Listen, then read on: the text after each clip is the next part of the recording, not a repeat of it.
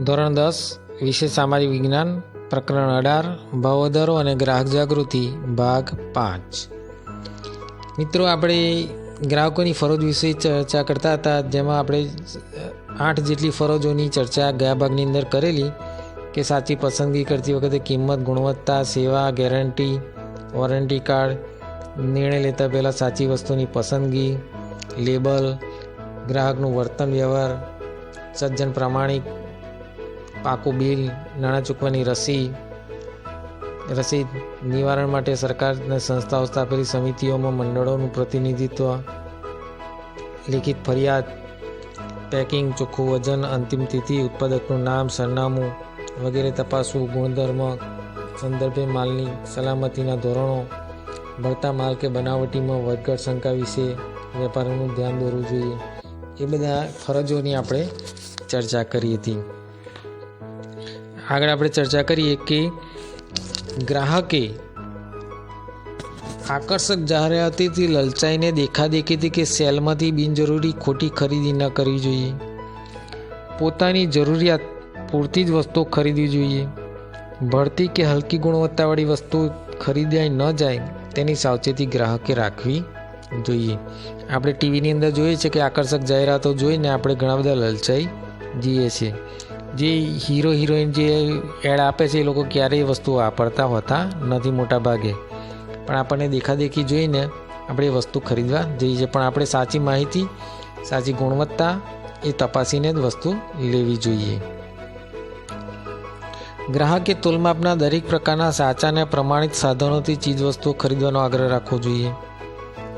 વેપારીએ તોલમાપના સાધનો દર વર્ષે પ્રમાણિત કરાવેલા ન હોય તો તોલમાપ અધિકારીનો સંપર્ક સાધીને તેમનું ધ્યાન દોરવું કે લેખિતમાં ફરિયાદ કરવી। અમુક પેલા ફિલ્મની અંદર છે, નાયક પિક્ચરમાં પેલું બતાવે છે કેરોસીન કે પેટ્રોલ માપવાનું, તે કેરોસીન માપવાનું, જે અંદરથી આમ જોવા જઈએ તો એ દેખાય આપણને 10 લીટરનું, પણ અંદર માય કેટલું 5 લીટર જ માય, એટલે દેખાદેખી એટલે આપણને છેતરવાના ધંધા એની અંદર જોવા મળે। તો આપણે એ સાધન ચેક કરી લેવું, એના જે તોલમાપ છે ખરેખર લોખંડનું હોવું જોઈએ, તો અમુક જગ્યાએ ધાતુના જોવા મળે છે, તો પણ આપણે ચેક કરી લેવું કે ધાતુનું છે કે લોખંડનું, કે સાચું માપ આપણે જાણી લેવું જોઈએ। એવું ન કરવામાં આવે તો અધિકારીનું ધ્યાન દોરવું જોઈએ કે ફરિયાદ પણ કરવી જોઈએ કે જેથી કરીને એનું એ થઈ શકે। ગેસ સિલિન્ડરમાં સીલ તપાસવું, રિક્ષા કે ટેક્સીમાં મીટર 0 કરાવીને બેસવું, વાહનમાં પેટ્રોલ કે ડીઝલ ભરાવતી વખતે પંપના ઇન્ડિકેટર ઉપર 0 મીટર રીડિંગ જોઈ લેવું, તેમજ સાધનમાં કેરોસીન લેતી વખતે માપિયા ફીણ નીચે બેઠા પછી પૂરેપૂરું ભરીને ખરીદવાનો આગ્રહ રાખવો જોઈએ। આમાં આપણે ખાસ માર ખાઈ જતા હોઈએ છીએ, કારણ કે આપણે આ બધું મોટાભાગે શું કરીએ છીએ, પૈસા આપીને નીકળી જઈએ છીએ, પણ આપણે ખાસ ચેક કરતા નથી। તો આ બધી વસ્તુઓ આપણે ખાસ ચેક કરવાની છે।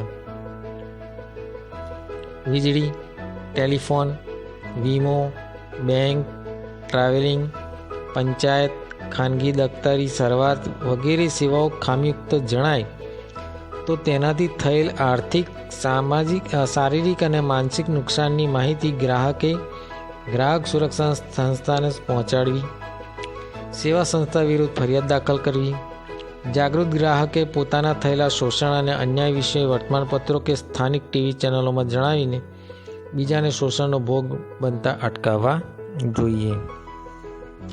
આપણે તો જે શોષણનો ભોગ બન્યા છે, બરાબર, વીજળીનું લાઇટ બિલ વધારે આવી જાય કે વીજળી પૂરતો સમય આપણને ન મળે, ટેલિફોનની સેવાઓમાં હોય એના કરતાં બિલ વધારે આવે, કે ટેલિફોન બગડેલો હોય ને છતાં પણ બિલ આવ્યા કરે, વીમાની પોલિસી અંગેની પણ વીમો હોય એના કરતાં વધારે કમિશન, વધારે પોલિસીની કિંમત લખી હોય, એની શરતો મુજબ કામગીરી ન હોય, કે ડૉક્ટરી કે પંચાયતની જે સેવાઓ છે એની અંદર ખામી જણાય તો આપણને થયેલું આર્થિક, શારીરિક અને માનસિક નુકસાનની માહિતી ગ્રાહક સંસ્થાને પહોંચાડવી જોઈએ, અને એ પણ ટીવી ચેનલો, વર્તમાનપત્રો કે સ્થાનિક ટીવી ચેનલોમાં જણાવીને શોષણનો ભોગ બનતા બીજાને પણ અટકાવવા જોઈએ। ગ્રાહકે ગ્રાહક જાગૃતિના તમામ કાર્યક્રમોમાં ઝુંબેશ, ગ્રાહક મંડળો દ્વારા યોજાતી કાર્યશિબિરો, પરિસંવાદો કે સેમિનારોમાં અવશ્ય ભાગ લેવો જોઈએ। સમાજમાં ગ્રાહક સુરક્ષા ક્ષેત્રે જાગૃતિ લાવવાના અભિયાનને વેગ આપવામાં ગ્રાહક યથાશક્તિ મદદ કરવી જોઈએ. ગ્રાહક જાગૃતિના તમામ કાર્યક્રમો, ઝુંબેશો, ગ્રાહક મંડળોમાં યોજાતી આપણે જે કાર્ય શિબિરો, પરિસંવાદો, જે જાગો ગ્રાહક જાગો, ટીવીની અંદર પણ ઘણી બધી જાહેરાતો આવતી હોય છે, તો એને ખાસ આપણે અનુસરવી જોઈએ કે જેથી કરીને આપણે ભોગ બનતા અટકી શકીએ. તો આપણે આજે આ જોઈ ગ્રાહકોની ફરજો અને આપણે કઈ કઈ બાબતો ધ્યાનમાં રાખવી જોઈએ. પહેલાં તો આપણે કઈ વસ્તુની પસંદગી કરવી છે, એની કિંમત, એનું તોલમાપ, એના વજનિયા, એની સેવાઓ, guarantee card, warranty card, meter zero તપાસીને જોઈ લેવું, ગેસ સિલિન્ડરનું સીલ ચેક કરી લેવું, વાહનમાં પેટ્રોલ ડીઝલ ભરાવતી વખતે જીરો જોવું, વીજળી, ટેલિફોન, વીમો, બેંક, ટ્રાવેલિંગ, પંચાયત, ખાનગી વગેરેની ખામી જણાય તો તેની માનસિક, શારીરિક, આર્થિક નુકસાન માટે પણ ગ્રાહક સુરક્ષામાં જવું જોઈએ. આગળ ચર્ચા કરીએ હવે આપણે કે ગ્રાહક અદાલતોની જોગવાઈની ચર્ચા કરો અથવા ત્રિસ્તરીય અર્ધ ન્યાયી અદાલતો વિશે ટૂંક નોંધ લખો. તો રાષ્ટ્રીય સ્તરે સરકારે ગ્રાહક સુરક્ષા ધારો 1986 અનુસાર કેન્દ્રીય ગ્રાહક સુરક્ષા કાઉન્સિલ રાષ્ટ્રીય ઉપભોક્તા આયોગની રચના કરવામાં આવી છે. આ કમિશનનો અન્વયે ગ્રાહક સુરક્ષા કાયદા માટેના નિયમો બનાવવામાં આવ્યા છે. રાષ્ટ્રીય ગ્રાહક તકરાર પંચે જિલ્લા કક્ષાએ જિલ્લા ફોરમ એટલે કે જિલ્લા મંચની, રાજ્ય કક્ષાએ રાજ્ય કમિશન એટલે કે રાજ્ય ફોરમની અને રાષ્ટ્રીય કક્ષાએ રાષ્ટ્રીય કમિશન રાષ્ટ્રીય ફોરમની રચના કરેલી છે. એટલે કે ગ્રાહકો માટે જિલ્લા અદાલત, રાજ્ય અદાલત અને રાષ્ટ્રીય અદાલત એમ 3 પ્રકારે ગ્રાહક સુરક્ષાની અદાલતોની જોગવાઈ કરવામાં આવેલી છે. એમાં પહેલી આપણે ચર્ચા કરીએ જિલ્લા ફોરમ એટલે કે જિલ્લા મંચની અદાલત. આ અદાલત જિલ્લાની એક મહત્વપૂર્ણ અદાલત છે. આજે સમગ્ર દેશમાં લગભગ 571 જિલ્લા ફોરમ અદાલતો કાર્યરત છે. તેમાં નિર્ધારિત ફી સાથે ₹20 લાખની રકમ સુધીના દાવા થઈ શકે છે. જિલ્લા ફોરમના નિર્ણયથી નારાજ થયેલા પક્ષકાર નિર્ણયની જાણ થયાના 30 દિવસમાં રાજ્ય કમિશનમાં અપીલ દાખલ કરી શકે છે. તે પૂર્વે તેણે વળતરની દાવાની રકમ 50% કે 25,000 જે ઓછું હોય તે નિયત શરતોએ ડિપોઝિટ જમા કરાવવાની રહેતી હોય છે. એટલે કે આપણને 20 લાખની રકમ સુધીના દાવાનું હોય તો આપણે જિલ્લા કક્ષાએ જઈ શકીએ છીએ. અને દેશમાં કેટલી છે? 571 જેટલી જિલ્લા ફોરમ અદાલતો આવેલી છે. ટૂંકો પ્રશ્ન કે ખાલી જગ્યામાં પૂછાય કે દેશમાં કેટલી જિલ્લા ફોરમ અદાલતો છે? તો 571 જેટલી. કેટલા દાવાઓ સુધીની આપણે જિલ્લામાં જઈ શકીએ? તો 20 લાખ સુધીના. અને એ માટેની 30 દિવસમાં રાજ્ય કમિશનમાં અપીલ પણ કરી શકાય છે. બીજી અદાલતની વાત કરીએ તો રાજ્ય કમિશન અદાલત. તો આજે સમગ્ર દેશમાં લગભગ 35 રાજ્ય ફોરમ કાર્યરત છે. તેમાં નિર્ધારિત ફી સાથે 20 લાખથી 1 કરોડ સુધીના રકમના દાવા થઈ શકે છે. દાવાનો નિકાલ અરજી કર્યાની તારીખના 90 દિવસની અંદર કરવાનો હોય છે.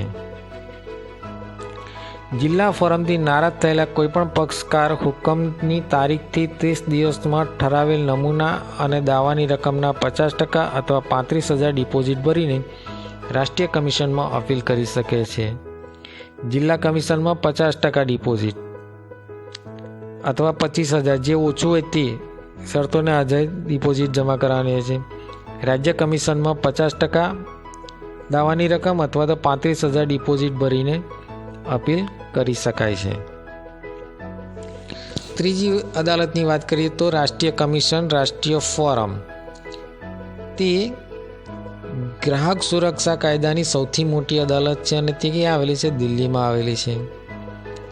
આ અદાલતમાં 5 સભ્યોની એક બેન્ચ હોય છે. તેમાં નિર્ધારિત ફી સાથે 1 કરોડથી વધુ રકમના વળતરના માટેના દાવા કરી શકાય છે. દાવાનો નિકાલ અરજી કર્યાની તારીખથી 90 દિવસમાં કરવાનો રહેતો હોય છે.